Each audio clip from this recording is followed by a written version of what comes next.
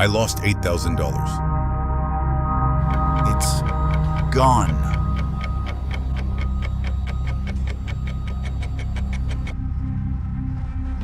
See?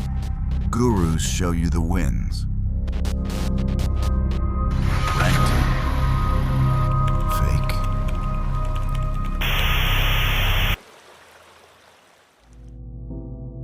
They don't show you the 2,000 in ad spend.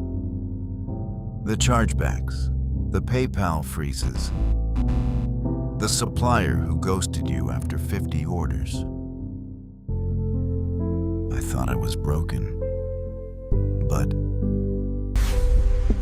here's what nobody tells you. No matter what happens, keep